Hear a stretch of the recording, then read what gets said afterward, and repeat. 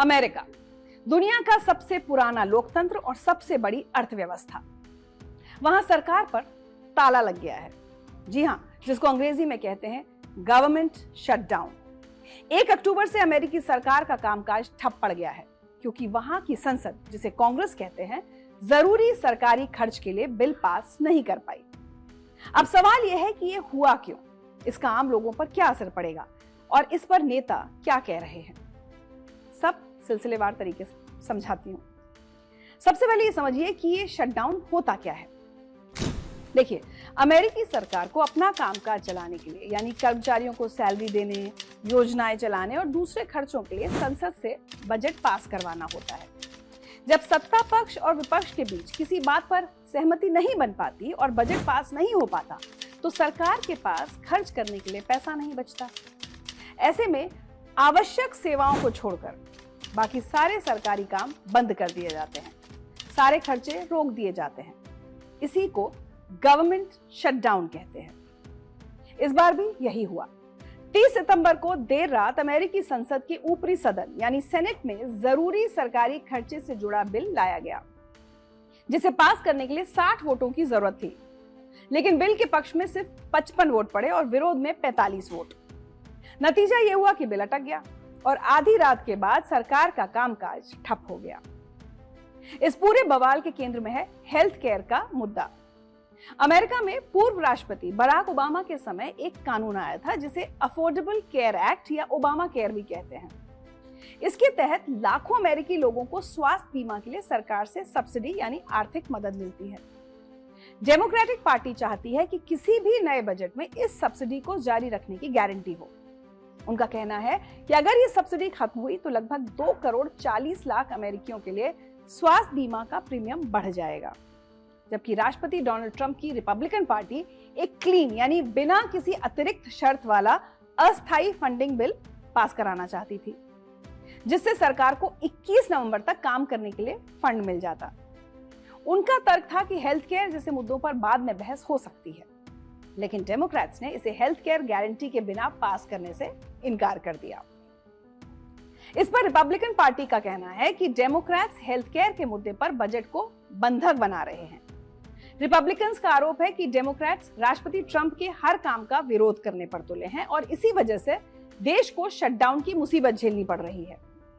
इस सियासी खींचतान में दोनों तरफ से जमकर बयानबाजी हो रही है। राष्ट्रपति डोनाल्ड ट्रंप ने माहौल को और गर्मा दिया। उन्होंने धमकी भरे अंदाज में कहा कि अगर सरकार ठप हुई तो बहुत से लोगों को नौकरी से निकाला जाएगा और वो लोग डेमोक्रेट्स होंगे। इसके बाद पूर्व उपराष्ट्रपति और डेमोक्रेटिक पार्टी से राष्ट्रपति उम्मीदवार रही कमला हैरिस का बयान आया। उन्होंने कहा कि राष्ट्रपति ट्रंप और रिपब्लिकन पार्टी ने सरकार का कामकाज इसलिए ठप कर दिया क्योंकि उन्होंने आपके हेल्थ केयर पर बढ़ते खर्च को रोकने से इनकार कर दिया। मैं ये साफ कर दूं, व्हाइट हाउस, हाउस और सेनेट तीनों पर रिपब्लिकन का ही नियंत्रण है। ये शटडाउन उन्हीं की जिम्मेदारी है। यहाँ सबसे ज्यादा गौर करने वाली बात यह है कि इस शटडाउन का असर अमेरिका की आम जनता पर सीधे तौर पर पड़ेगा। कैसे? हजारों लाखों सरकारी कर्मचारियों को बिना सैलरी के घर भेज दिया जाएगा।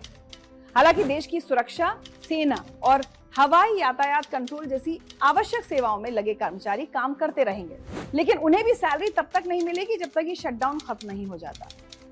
शिक्षा विभाग अपने 90% कर्मचारियों को छुट्टी पर भेज देगा। कई सरकारी दफ्तर बंद हो जाएंगे। छोटे कारोबारियों को मिलने वाले लोन रुक जाएंगे।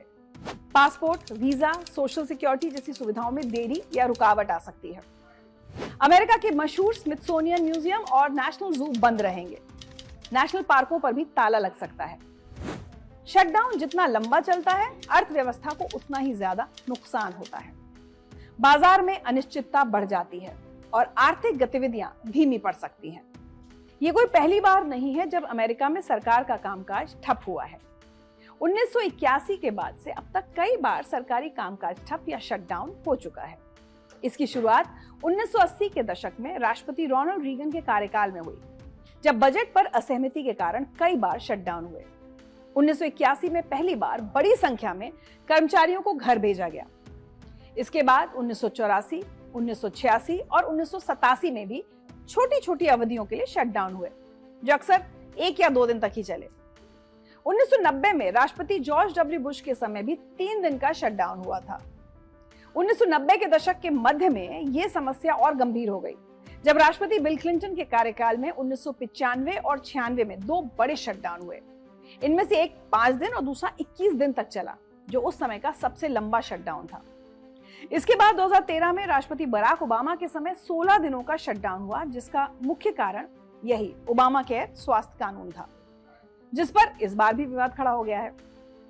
लेकिन दिलचस्प बात यह है कि अमेरिका के इतिहास का सबसे लंबा शटडाउन भी राष्ट्रपति डोनाल्ड ट्रंप के पहले कार्यकाल में ही हुआ था।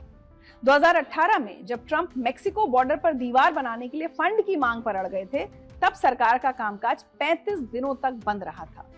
इस शटडाउन से लगभग $11 बिलियन का नुकसान हुआ था। अब देखना यह है कि यह सियासी खींचतान इस बार कितने दिन चलती है और अमेरिकी जनता को इससे कब राहत मिलती है। यहाँ सवाल यह भी है कि इस शटडाउन से भारत पर क्या असर पड़ेगा। तो मैं आपको बता दूं कि अमेरिकी शटडाउन से वैश्विक बाजारों में घबराहट पैदा होती है, जिसका असर भारतीय शेयर बाजार पर भी पड़ सकता है। निवेशक अनिश्चितता के माहौल में जोखिम लेने से बचते हैं, जिससे बाजार में उतार चढ़ाव बढ़ सकता है। अमेरिका भारतीय आईटी कंपनियों और एक्सपोर्टर्स के लिए सबसे बड़े बाजारों में से एक है। शटडाउन के कारण अगर अमेरिकी अर्थव्यवस्था धीमी होती है तो वहां की कंपनियां अपने खर्च में कटौती कर सकती हैं, जिसका सीधा असर भारत के आईटी और एक्सपोर्ट कारोबार पर पड़ सकता है। इसके अलावा वीजा प्रक्रिया में काफी देरी हो सकती है। इससे उन छात्रों को सबसे ज्यादा परेशानी होगी जिन्हें सेमेस्टर की शुरुआत के लिए समय पर पहुंचना होता है।